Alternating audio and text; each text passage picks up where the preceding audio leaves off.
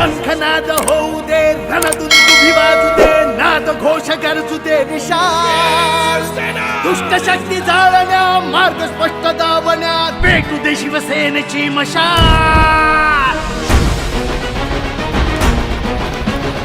शिवसेनेची मशाल. हिंदू हा तुझा धर्म, जाणून घे हेच मर्म, जीवन करत्यास तू बहाल. दुष्ट शक्ती जाळण्या, मार्ग स्पष्ट दावण्या शिवसेनेची.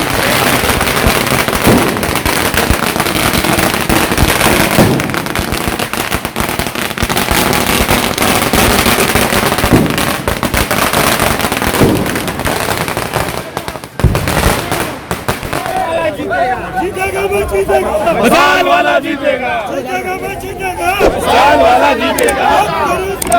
महाविकास आघाडीचा, महाविकास आघाडीचा, महाविकास आघाडीचा, महाविकास आघाडीचा. लक्षात ठेवा, लक्षात ठेवा, लक्षात ठेवा. लक्षात ठेवा, मशाल लक्षात ठेवा, लक्षात ठेवा.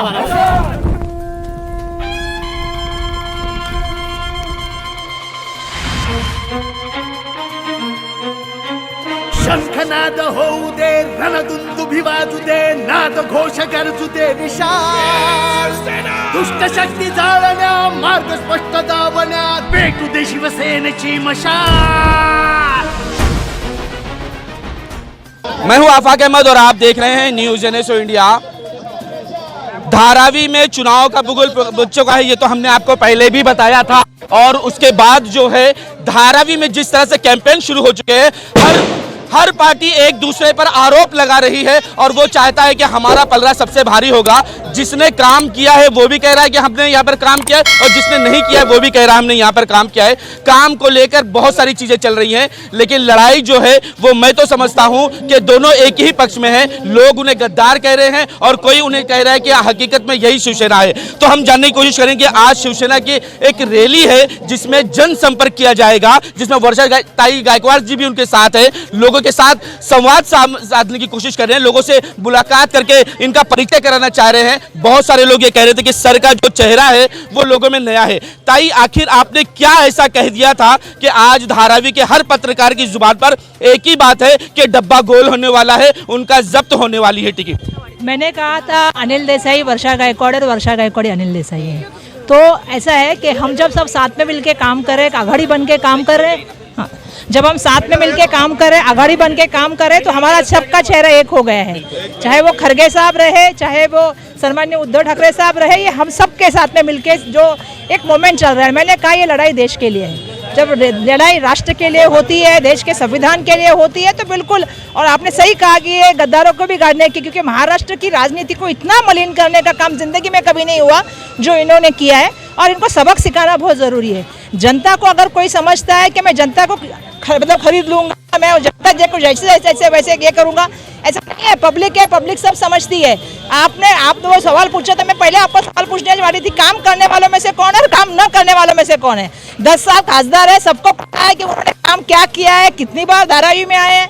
मैं तो समझती हूँ उनको धारावी में वोट मांगने का अधिकार ही नहीं है, जबकि मैं देखा भी नहीं। और काम का बात कर रहे हैं तो आपको तो पता है, जो BMC के बोर्ड है उस पर नाम अपना लिखा है। खुद का एक काम बताने को क्या है उनको बताइए आप। जो हम भी जानते हैं, आप भी अच्छे से जानते हैं, धारावी की इतनी बड़ी लड़ाई चालू है, उसमें उनका सहभाग कितना है लोगों के साथ।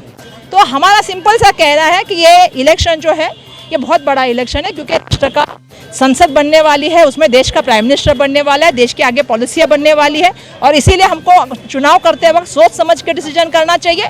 और मैं महाविकास आघाड़ी की तरफ से सभी जनता को विनती करना चाहूँगी, धारावी को तो मैं जरूर विनती करना चाहूँगी, क्योंकि ये तो मेरी कर्मभूमि है, सब कुछ है।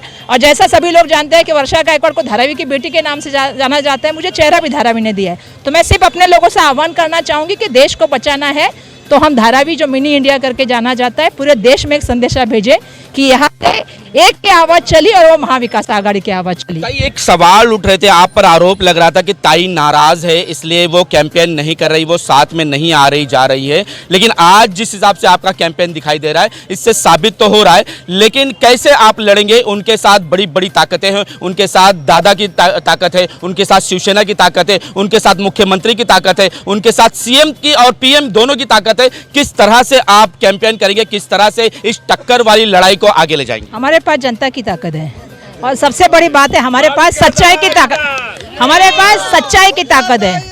और आप और जब सच होता है ना खड़ा, तो सच के सामने कितना भी बड़ा झूठ और कितना भी बड़ा क्या बोलते हैं तानाशाह खड़ा हो, सच ही जीतता है। और ये लड़ाई सच की है, ये लड़ाई जनता की लड़ाई है, ये लड़ाई संविधान की लड़ाई है और ये मानवता की लड़ाई है। अभी उनके पास कोई टॉपिक ही नहीं बचा है। अभी आपको लोगों के, हाँ बिल्कुल, मुझे तो ये कहना है आप सभी को कि बेरोजगारी, महंगाई, महिला अत्याचार, धारावी में बारे में बात नहीं कर रहे, मुंबई के विकास में कहाँ किसकी प्रॉपर्टी जा रही है उसमें तो मैं एक दिन आऊंगी बात करने के लिए स्पेसिफिकली, तो उसकी कोई बात नहीं चल रही है, सिर्फ बात चल रही है आपको पता है क्या है। देखिए, अगर आप राष्ट्र के प्रधानमंत्री की भूमिका निभाते हो तो आपकी पहली भूमिका इस राष्ट्र को अखंड रखना, इस राष्ट्र में सुरक्षता देना और यहाँ के हर नागरिक के बारे में बोलना। कांग्रेस क्या कर पाएगी ये तो सबने देखा है। आप 10 साल से देश के प्राइम मिनिस्टर हो, आप कह रहे हो कि कांग्रेस जो है मंगलसूत्र की बात तक आप लेके गए। आप हमारे तो आदरणीय सोनिया गांधी जी ने क्या नहीं देखा है?